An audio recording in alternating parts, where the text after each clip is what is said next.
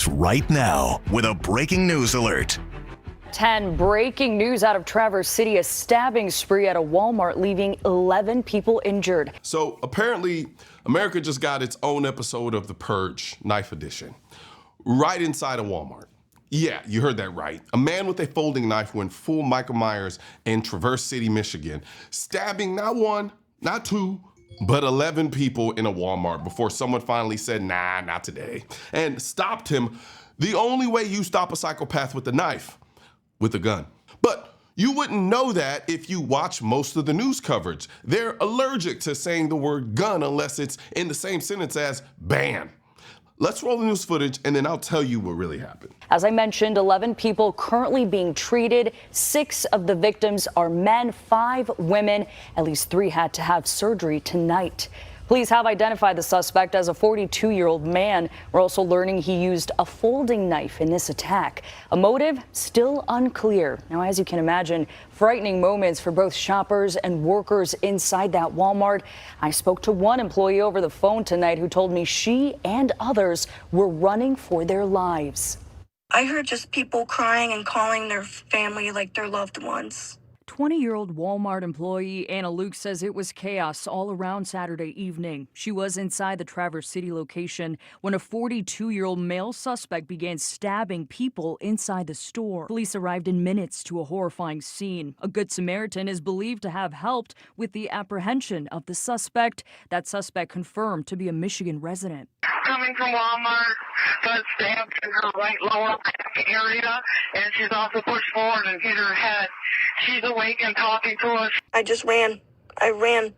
Meanwhile, as Anna, who has only been on the job for 2 weeks, and all the other employees ran for their lives, they're not sure how to move forward. All employees were sent home after the incident. So it all went down at 5 p.m. inside of a Traverse City Walmart. That's about 250 miles northwest of Detroit, when a 42-year-old man walked in and started randomly stabbing shoppers with a folding knife.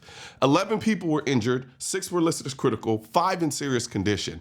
And this wasn't targeted.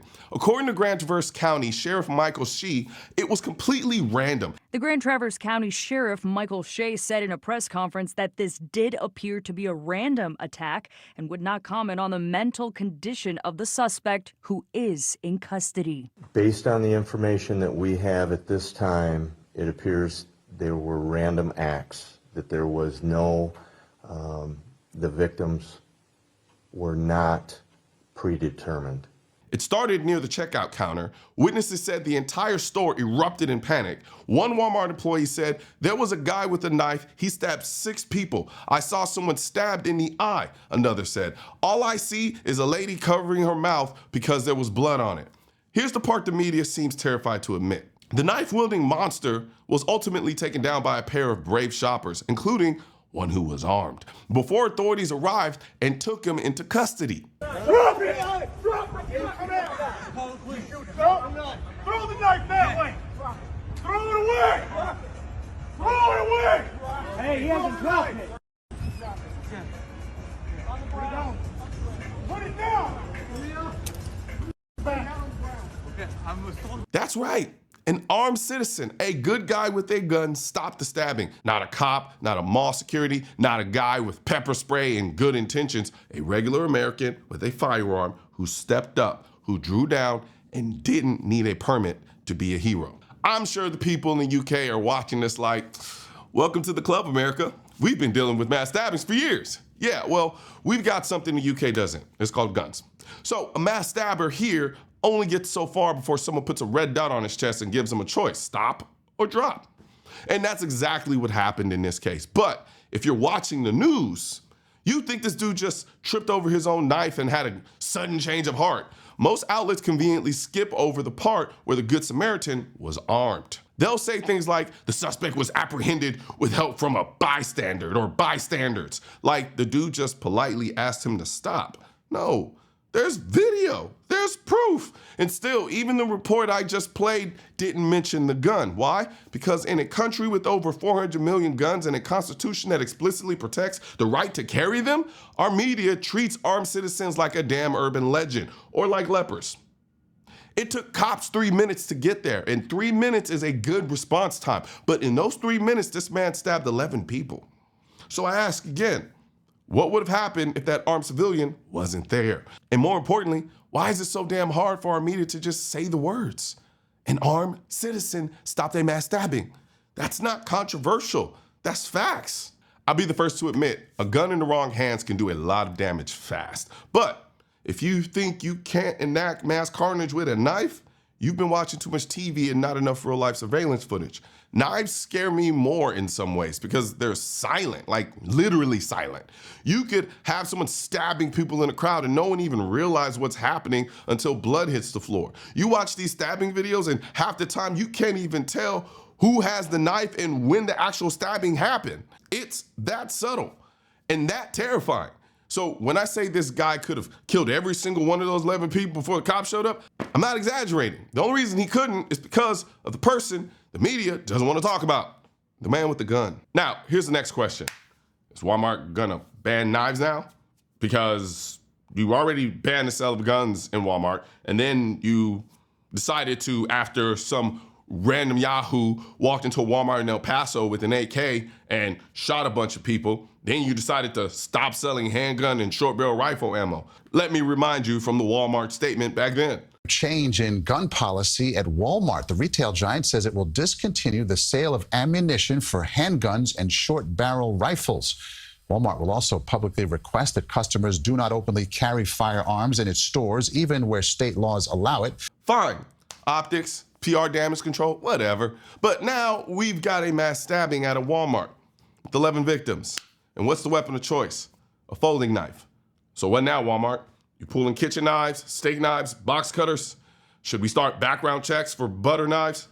Because if the logic is ban the tool used in the tragedy, then congratulations, you are now in the cutlery control business. But here's the truth. If you heard me say that and ask that question about banning knives and you thought, how ridiculous, and you scoffed at the idea, you're making my point. It's not about the tool. It never was. It's about the intent.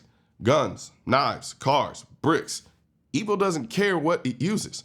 You can strip the shells bare, but you won't strip the sickness out of someone's soul.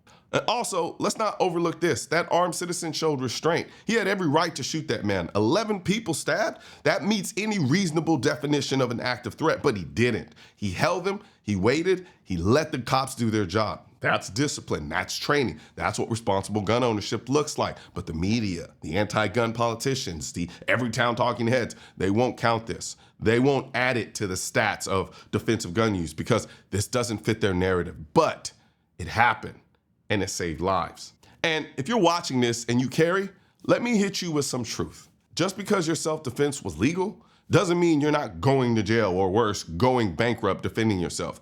That's where USCCA comes in. The USCCA gives law-abiding gun owners the legal backing and education they need before, during, and after a self-defense incident. Because whether it's a stabbing, a home invasion, or a gas station robbery, when it hits the fan, you're gonna need more than a gun. You're going to need a lawyer. So get protected, get trained, and get peace of mind. And if you wanna learn more about a USCCA membership, I'm gonna put a link in the description section of this video. And even if you don't decide to go with USCCA, I implore you, go with something, because something is way better than nothing. And though you may have survived the tactical fight, the legal fight can be a whole nother matter. So make sure you're protected. One thing's for certain and two things are for sure.